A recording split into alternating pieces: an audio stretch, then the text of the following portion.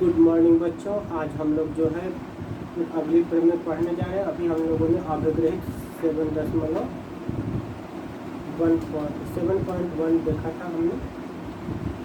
अब आज हम जो प्रमेय पढ़ने जा रहे हैं प्रमेय है 7.1, बुक में दिया हुआ है, उसको देखिए क्या है। कह रहा है कि जो सर्वांगसम की कंडीशन थी, पहली कंडीशन थी जिसमें आपका क्या हो जाएगा कि जो हमने उसमें लिया था तो भुजा कोण भुजा लिए थे। इसमें 4 कंडीशनें थी जिसमें कि पहली कंडीशन हमने बता दिया था। पहली कंडीशन पर आधारित हमारी जो प्रमेय थी वो अभिग्रहित था, और प्रमेय भी बोल सकते हैं, प्रमेय भी था। तो इस बुक में हमको केवल अभिग्रहित दिया हुआ 7.1, जिसमें क्या था कि भुजा कोण भुजा था। पहली कंडीशन थी, पहली कंडीशन क्या हो गई, भुजा कोण और फिर एक भुजा होगी तो वो त्रिभुज क्या हो जाएंगे, दोनों त्रिभुज सर्वांगसम हो जाएंगे। दूसरी कंडीशन अब जो आएगी वो क्या हो गई, कोण, इसी के बारे में हमको पढ़ना है। कोण भुजा और कोण, कोण भुजा कोण हो जाएगा, दूसरी कंडीशन हो गई।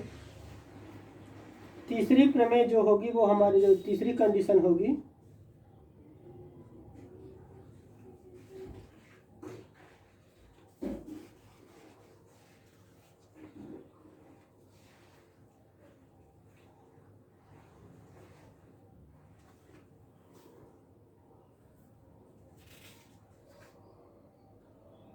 कोण भुजा कोण हो गया।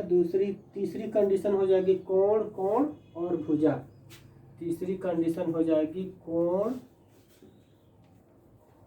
कोण और भुजा, और चौथी कंडीशन होगी वो भुजा भुजा भुजा। अगर तीनों भुजाएं आपस में बराबर है तो भी जो त्रिभुज होंगे वो क्या हो जाएंगे, सर्वांगसम होंगे। भुजा भुजा भुजा, ये कंडीशन आपकी 4 कंडीशन होंगी। पहली भुजा कोण भुजा, दूसरी होगी कोण भुजा कोण, तीसरा वो कोण कोण भुजा, और चौथी कंडीशन भुजा भुजा भुजा हो जाएगा। तो इसी पर आधारित अब हमारी जो है दूसरी कंडीशन चलेगी कोण भुजा कोण। इसके बारे में हमारी जो प्रमेय है वो प्रमेय हम देखेंगे पहले, और प्रमेय बहुत ही अनिवार्य होती है, इसको आप लोग देखेंगे। इसी पर आधारित हमारे एक्सरसाइज होगी, जो भी अभ्यास के प्रश्न दिए गए हैं वो इन्हीं पर आधारित है, इसलिए इनको ध्यान से समझेंगे, करेंगे। तो क्या कह रहा है ये देख लीजिए। ये कह रहा है कि 2 त्रिभुज जो होंगे सर्वांगसम होंगे यदि एक त्रिभुज के कोण और उनके अंतर्गत भुजा दूसरे त्रिभुज के 2 कोण और उसके अंतर्गत की भुजा बराबर हो तो वो त्रिभुज क्या होगा, सर्वांगसम होगा। सर्वांगसम कब होगा कि 2 त्रिभुज हैं जो सर्वांगसम होंगे, कब, जब एक त्रिभुज के 2 कोण और उनके अंतर्गत 2 त्रिभुजों के अंतर्गत जो भुजा और दूसरे त्रिभुज के 2 कोण और उसकी एक भुजा उसके अंतर्गत भुजा के बराबर हो, तब वो त्रिभुज हमारा क्या होगा, सर्वांगसम होगा। अब हमने इसमें क्या ले लिया कि 2 त्रिभुज ले लिए, ABC और DEF ले लिए हैं। कोण B बराबर कोण E, कोण C बराबर कोण F, और कोण BC बराबर EF दिया है। तो हमें जो सिद्ध करना है वो कि त्रिभुज ABC सर्वांगसम है DEF की, ये सिद्ध करना है। इस तरह से हमें क्या दिया है, ये 2 त्रिभुज दिए गए हैं।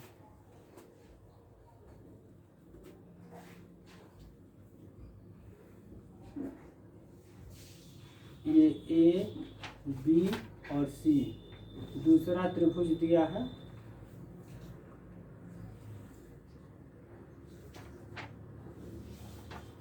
D, E और F, D, E और F।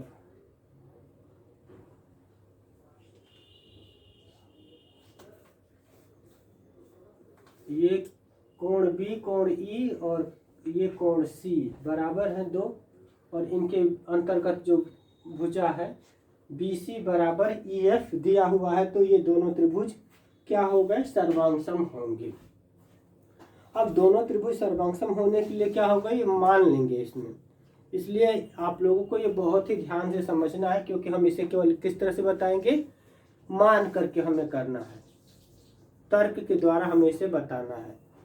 तो जैसे अब इसकी स्थिति बन रही है, 3 स्थितियां बनेंगी। तो पहली स्थिति जो बन रही है, स्थिति पहली जो स्थिति है उसमें क्या हो रहा है, ये मान करके करना है। तो इसको इसी तरह से हमको समझना भी पड़ेगा। त्रिभुज ABC और दूसरा त्रिभुज दिया DEF, ये 2 त्रिभुज दिए गए हैं। दोनों त्रिभुज में ये दिया गया है कि AB मान लेंगे। क्या करना है, स्थिति है, हमें मान करके करना है, सपोज डेट करके करना, हम मान लेंगे। हमने मान लिया कि हमारी जो ये भुजा दी है, माना भुजा AB बराबर क्या दिया है, DE। ये पहली स्थिति हमको दे लेके चल रहे हैं। आकृति ये है ABC और DEF में हमने क्या मान लिया कि माना ABC जो पहली स्थिति हो गई कि अगर भुजा AB और DE आपस में क्या हो, बराबर हो, तो हम क्या कर सकते हैं। तो यहाँ पर हम लिख लेंगे त्रिभुज ABC तथा त्रिभुज DEF में, यहाँ लिख लेंगे त्रिभुज ABC तथा DEF में क्या है, क्या चीज दिया है, ये तो हमने मान लिया कि AB बराबर जो है DE है। ये क्या हो गया, हमने कल्पना कर लिया, ये हमने मान लिया कल्पना से, ये मान लिया। इसमें ब्रैकेट में हमको लिखना पड़ेगा कहाँ से आया ये, तो ये कैसे आया कि हमने मान लिया कि AB बराबर DE है। और अब क्या चीज दिया, कोण BE बराबर, कोण B बराबर कोण E, ये हमको पहले से ही दिया है। तो यहाँ पर लिखेंगे ये दिया हुआ है, ऐसे आया, ये दिया हुआ है। तीसरी चीज कि BC बराबर EF, ये भी हमको क्या दिया है,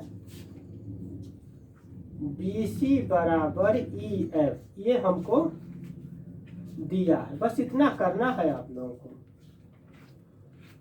तो त्रिभुज जो है क्या हो गया, त्रिभुज ABC सर्वांगसम त्रिभुज हो जाएगा DEF के। किसके कारण, प्रमेय कौन सी थी, SAS, भुजा कोण भुजा वाली प्रमेय से, जो पहली प्रमेय या अभिग्रहित जो थी 7.1 इस बुक में दिया हुआ है और बुकों में हमें प्रमेय दिया है। तो जो पहली प्रमेय या अभिग्रहित थी कि किसी त्रिभुज के 2 कोण, 2 भुजाएं और उसके अंतर्गत आने वाला कोण आपस में जब बराबर होंगे तो वो त्रिभुज क्या हो जाएंगे, सर्वांगसम हो जाएंगे। तो ये पहली कंडीशन हमारी यहाँ पर पूरी हो गई। अब स्थिति दूसरी मान लिया जाए। अब दूसरी स्थिति में क्या हो रहा है,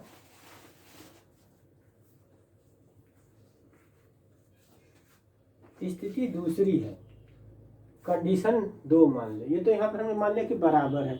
अब हम मान रहे हैं कंडीशन क्या चीज की, AB जो भुजा, ये वाली भुजा AB जो है, अब ये क्या हो गई, बड़ी है DE से। यहाँ दिखा देंगे कि AB भुजा जो है बड़ा है DE से। तब क्या होगा, तो उसके लिए भी अब हमें क्या करना है, अब देख लेंगे, त्रिभुज बना लें यहाँ पर।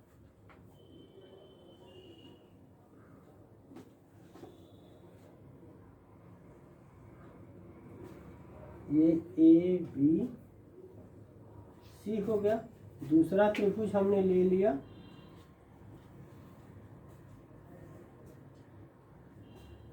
DE और F। ये हमने माना दूसरी स्थिति है कि अगर त्रिभुज क्या हो जाए, त्रिभुज में माना कि AB संभव हो, तो ये संभव नहीं है, ये तो पहली कंडीशन हो गई, इसी पर आधारित है। लेकिन हमने आगे सपोज कर लिया कि अगर AB भुजा जो है DE भुजा से क्या है, बड़ी है, अब यहाँ पर हमने क्या मान लिया कि ए बी पर हमने एक बिंदु ले लिया, बिंदु हो गया P, और इसको हमने C से मिला दिया। कोण B बराबर कोण E के है और कोण C बराबर जो है कोण F के है, लेकिन भुजाएं जो है आपस में बराबर नहीं है। ए बी भुजा बड़ी है, तो अब हमने क्या मान लिया कि ए बी रेखा पर एक बिंदु P है, तो पी बी जो है डी ई के बराबर है, ये हम मान लेंगे। अब यहाँ पर आपने क्या किया, मान लिया, माना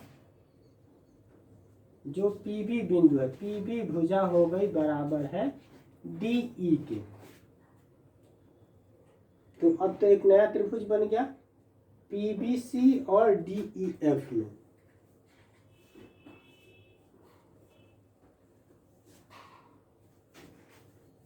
स्थिति पहली हो गई, इसको हम मिटा भी सकते हैं।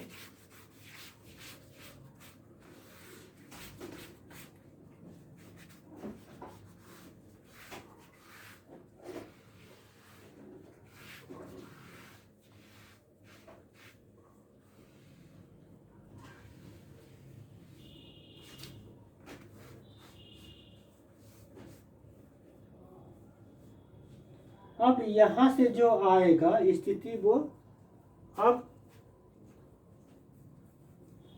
त्रिभुज देखिए, अब हमने क्या किया, नया त्रिभुज ले लिया पीबीसी, त्रिभुज पीबीसी तथा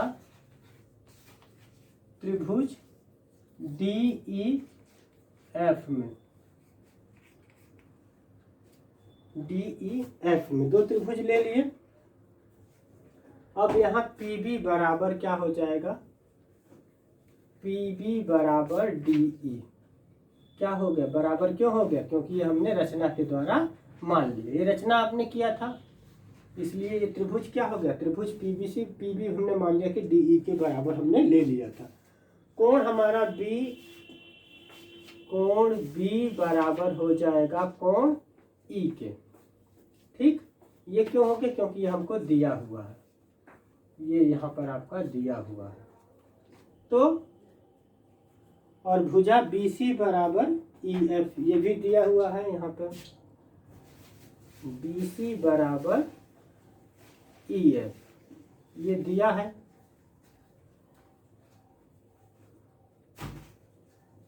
BC बराबर EF क्या हो गया, दिया हुआ है, जैसे उसमें लिए थे, बस एक भुजा हमने ये ए बी मान लिया था कि बड़ी है, तब त्रिभुज क्या हो गया। अब यहाँ पर त्रिभुज जो है हमारा, त्रिभुज PBC क्या हो जाएगा, सर्वांशम है त्रिभुज DEF, क्यों हो गया, SAS के, जो हमारी थी प्रमेय, क्या थी, प्रमेय या अभिग्रहित 7.1 या प्रमेय। तो यहाँ पर क्या हो गया, भुजा कोण भुजा वाली प्रमेय से ये त्रिभुज हमारा क्या हो गया, सर्वांशम हो गया। लेकिन अभिग्रहित के द्वारा क्या हो गया, ये सर्वांशम हो गया, 7.1 अभिग्रहित दिया हुआ है। तो यहाँ से क्या चीज हो गया कि कोण, जब ये त्रिभुज क्या हो गया, सर्वांशम हो गया, इसका मतलब क्या हो गया, कोण PCB बराबर कोण DFE होगा बाई CPCT, इसके बराबर ये कोण होना चाहिए था, परंतु क्या दिया हुआ है, कोण ACB बराबर कोण DFE, ये दिया हुआ है। हमको क्या चीज दिया हुआ था, ये दिया था ना कि कोण ACB, दो कोण बराबर होंगे, तो यहाँ पर कोण AC बराबर DFE दिया हुआ है।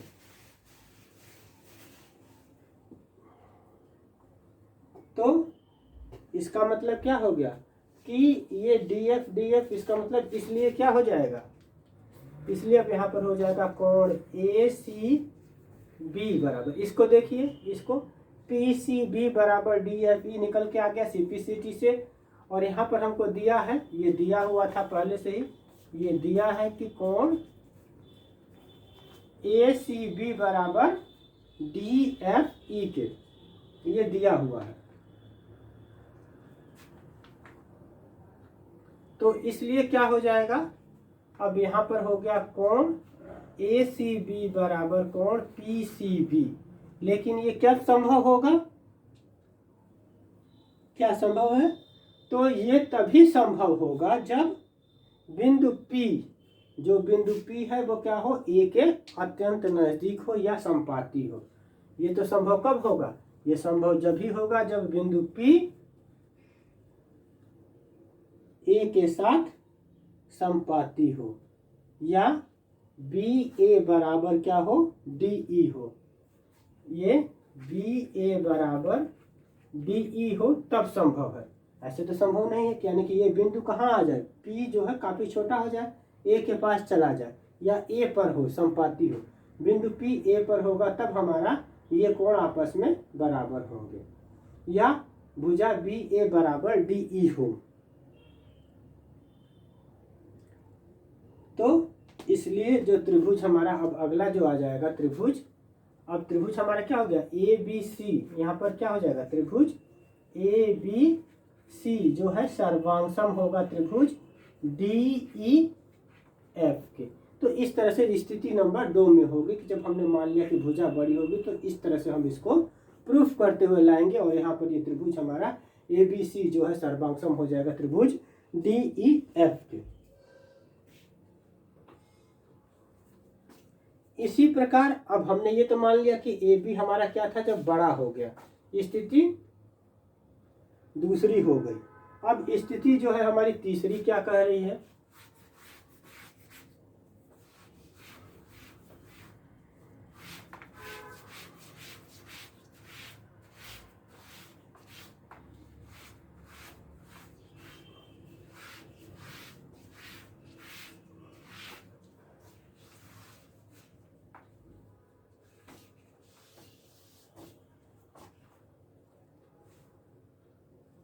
अब तीसरी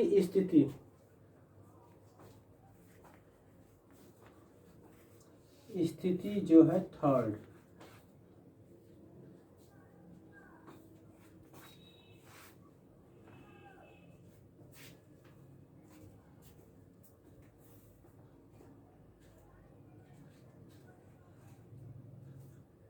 स्थिति थर्ड क्या कह रही है। अब यहाँ पर क्या माना, पहले तो हमने पहले कंडीशन में माना कि ए बी जो बराबर थी डी ई के, त्रिभुज आपने लिया था ए बी सी और डी ई एफ। तो इसमें हमने मान लिया था कि ए बी बराबर डी ई थी, तो सीधे सीधे वो प्रूफ हो गया एस ए एस के द्वारा।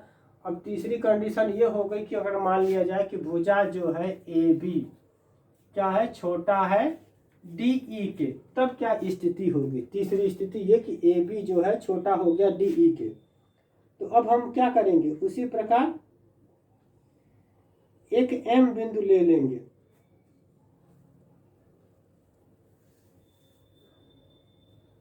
जैसे तो त्रिभुज था,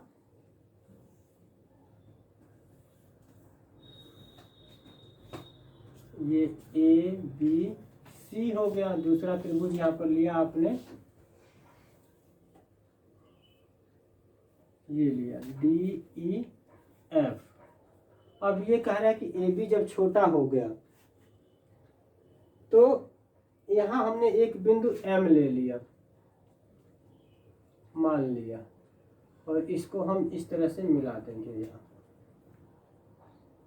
तो ये बिंदु एम जो लिया, तो बी एम बराबर अब हम मान लेंगे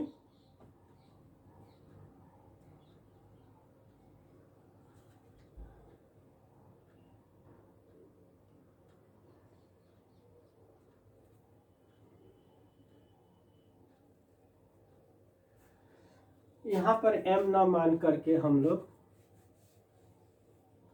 चूंकि ये क्योंकि जो बड़ी भुजा है वहां पर हम ले लेंगे, जैसे जो डी ई लिया गया है यहाँ पर हमने एक बिंदु m ले लिया ये, और इसको इस तरह से मिला देंगे। यहाँ हमने m बिंदु ले लिया, तो अब हमारा जो m है यानी कि यहाँ से एम ई जो बराबर होगा, अब ये हम मान लेंगे, हमको कंडीशन क्या थी, ए बी जो है छोटा है डी ई से। ये दिया हुआ था, त्रिभुज ए बी सी ले लिया और डी ई एफ ले लिया। अब यहाँ पर क्या हो गया कि ए बी छोटा हो गया, तो ए बी जो है एम बिंदु हमने जैसे उसमें लिया था पहले वाले कंडीशन में, ठीक उसी तरह से त्रिभुज ए बी सी में हमने बिंदु पी लिया था। अब यहाँ पर जो है डी ई में हम क्या ले लेंगे, बिंदु एम ले लेंगे। और यहाँ पर हमारी स्थिति क्या हो जाएगी कि हम ये दिखाएंगे कि एम ई बराबर क्या हो जाएगा, ए बी हो गया। ये भुजा हम मान लेंगे। तो अब यहां से हम त्रिभुज जो लेंगे, जो तर्क हमने कंडीशन 2 में लिया था वही तर्क कंडीशन अब हम यहां पर ले लेंगे। एम ई बराबर ए बी हमने मान लिया कि ये बिंदु हमने ले लिया, एम ई जो ए बी के बराबर हो गया। तो अब हमारा जो इसमें कंडीशन बनेगी, त्रिभुज ए बी सी तथा त्रिभुज एम ई एफ में, त्रिभुज ए बी सी तथा एम ई एफ में। अब ये त्रिभुज ले लेंगे तो इसमें हमने क्या किया, ये तो रचना कर दी। यहाँ पर क्या हो गया, ए बी बराबर जो हो गया एम ई। एम ई किससे आ गया, ये रचना से आ गया, ब्रैकेट में लिख देंगे। ये कोण और ये कोण आपस में बराबर है, ये दिया हुआ है।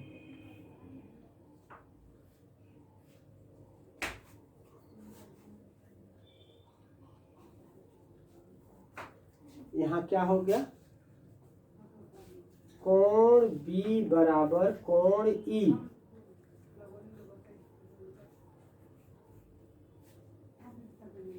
ये दिया है। अब यहाँ पर क्या हो गया, बी सी बराबर ई एफ। ये भी हमें क्या है, दिया है। ये सब दिया हुआ ब्रैकेट के अंदर कर देंगे।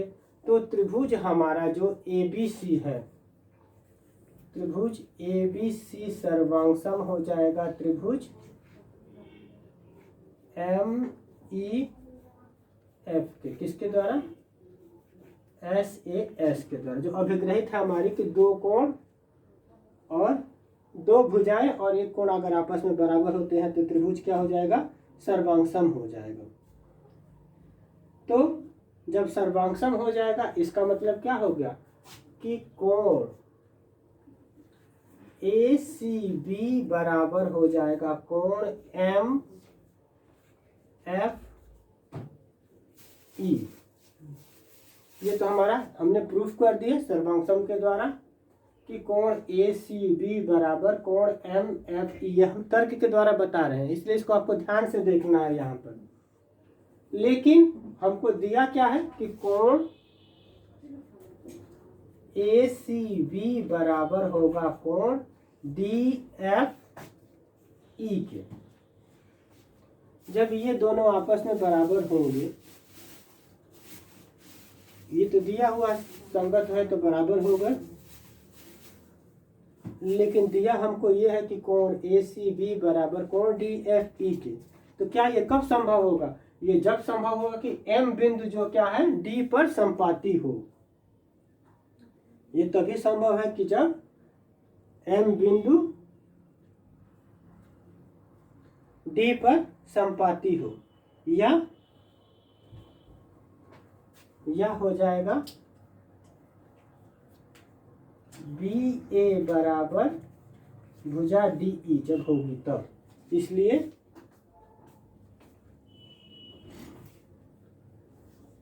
और यहां से क्या चीज हो जाएगा, यहां से ये निकल आएगा हमारा कि कोण डी एफ ई बराबर हो जाएगा कोण एम एफ ई। तो ये कब होगा, जब ये कब संभव होगा कि जब ये बिंदु एम डी पर होगा, तब ये हमारा इसके बराबर हो जाएगा, यह भुजा बी ए बराबर डी ई हो। तो हम यहाँ पर यह प्रूफ कर सकते हैं कि इसलिए त्रिभुज जो हमारा ए बी सी है, जो वो क्या हो गया, सर्वांगसम हो जाएगा त्रिभुज डी ई एफ के। तो इस तरह से हम ये सिद्ध करेंगे, किसके द्वारा निकल जाएगा, एस ए एस के द्वारा।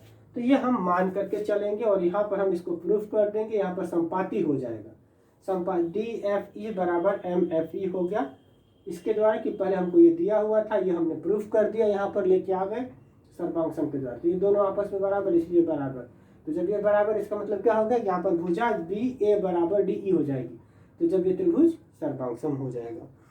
तो इसमें जो प्रमेय थी हमारी कि अगर दो त्रिभुज दिए हैं, सर्वांग होते हैं, उन त्रिभुजों के